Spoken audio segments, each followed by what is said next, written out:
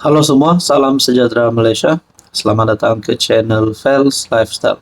Terima kasih kerana terus setia dan terus bersama di dalam channel ini.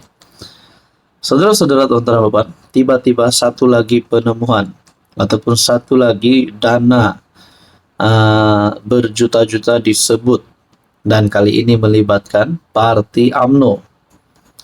Tuan-tuan dan puan, tidak pasti RM16 juta ini adalah duit sakau kah, duit yang diseleweng kah, duit yang dicuri kah, tak pastilah.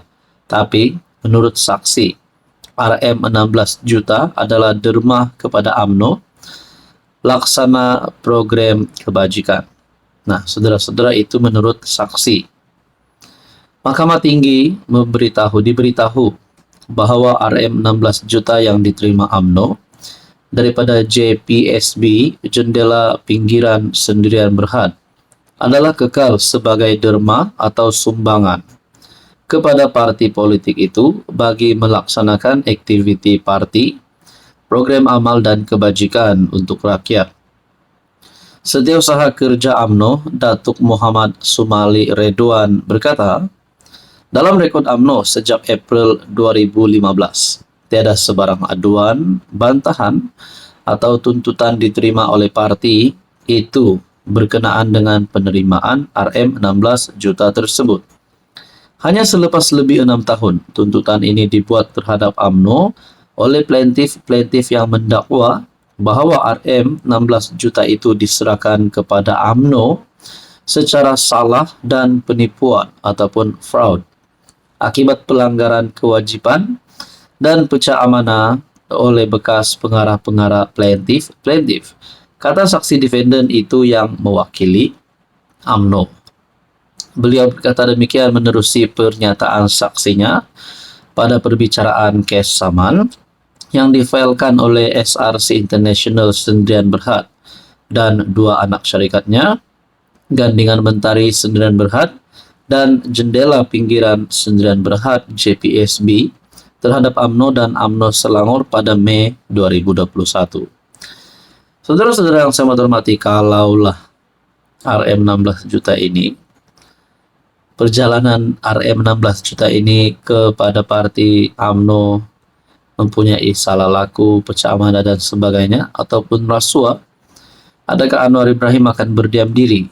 Nah, itulah persoalannya. Kalau benarlah ini melibatkan penipuan ataupun fraud, adakah Anwar Ibrahim tidak akan membuang masa lagi, akan terus membuang UMNO, tidak bersama-sama dengan UMNO di dalam kerajaan ataupun menghentikan kerjasama bersama dengan UMNO? Nah, ini menjadi persoalan dan pertanyaan saja. Saudara-saudara, menurut Anda, apa komen Anda? Hai, hello, salam sejahtera Malaysia. Selamat datang ke channel Fels Lifestyle. Terima kasih kerana terus setia dan terus bersama di dalam channel ini. Tuan-tuan dan puan, mungkin ramai yang sudah ternanti-nanti keputusan melibatkan Muhyiddin Yassin, yaitu berkaitan dengan kes hasutan. Mungkin ada yang tertanya-tanya, apa sudah keputusan terkini, apa perkembangan terkini berkaitan dengan kes hasutan melibatkan nama bekas Perdana Menteri Muhyiddin Yassin. Kes hasutan, pendakwaan akan fail bantahan awal terhadap permohonan Muhyiddin.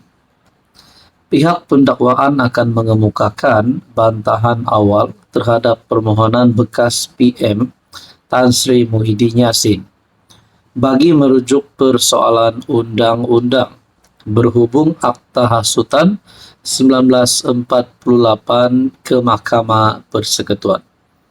Saudara-saudara yang saya hormati, kalaulah berkaitan dengan kes ini, Muhyiddin Yassin dapat dibuktikan bersalah, adakah beliau masih relevan untuk berlawan dengan Anwar untuk bertanding pada pilihan raya yang akan datang, untuk menjadi pengurus CPN, menjadi Presiden Bersatu, dan jawatan beliau sebagai ahli Parlimen Pago? Tuan-tuan, Timbalan Pendakwa Raya Datuk Razali Sheikh Ani memaklumkan perkara itu kepada Hakim Mahkamah Tinggi Datuk Muhammad Jamil Husin. Ketika pengurusan kes berkenaan, terdahulu Peguam Amer Hamzah Arsyad yang mewakili Muhyiddin memaklumkan kepada mahkamah bahawa pihaknya telah memfailkan permohonan untuk merujuk persoalan undang-undang itu di bawah Seksyen 84 Akta Mahkamah Kehakiman 1964 berhubung kes hasutan anak guamnya pada 4 April. Untuk makluman mahkamah, pihak kami telah memfailkan afidavit sokongan dan kami juga akan memfailkan afidavit tambahan bagi menyokong permohonan tersebut. Memandangkan notis permohonan itu masih belum dimeterai, kami memohon agar mahkamah menetapkan tarikh pengurusan kes selanjutnya dan memohon agar kehadiran anak guam dikecualikan pada prosiding akan datang, katanya yang turut dibantu Peguam Joshua Tay.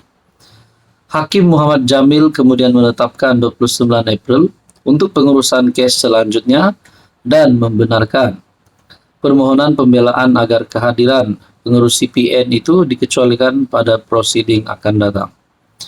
Kes itu pada asalnya disebut di Mahkamah Session Gua Musang, Kelantan pada 27 Ogos 2024. Muhyiddin 77 mengaku tidak bersalah atas pertuduhan menyebut perkataan menghasut semasa kempen PRK Dun Nenggiri di Dewan Semai Bakti Felda Perasu antara 10.30 malam sehingga 11.50 malam. Kenyataan menghasut itu berkenaan dakwaan beliau tidak dijemput oleh Yang di-Pertuan Agong selepas PRU ke-15 untuk mengangkat sumpah sebagai PM, walaupun dikatakan mempunyai sokongan 115 daripada 222 ahli parlimen pada masa itu. Beliau didakwa melakukan kesalahan di bawah Seksyen 4 dalam kurungan 1 dalam kurungan B Akta Hasutan 1948 yang boleh dihukum di bawah Seksyen 4 dalam kurungan 1 Akta Sama, membawa hukuman denda tidak melebihi 5.000 atau penjara tidak lebih 3 tahun atau kedua-duanya. Pendakwaan turut dikendalikan timbalan pendakwa raya Azlina Rasdi, Nadia Muhammad Izhar, dan Abdul Malik Ayub. Rupanya ini adalah berkaitan dengan pada pilihan raya umum ke-15. Kenyataan menghasut itu berkenaan dakwaan beliau tidak dijemput oleh Yang di-Pertuan Agong selepas PRU 15 untuk mengangkat sumpah sebagai PM, walaupun dikatakan mempunyai 115 sokongan. Jadi saudara-saudara, apa komen Anda berkaitan dengan isu ini?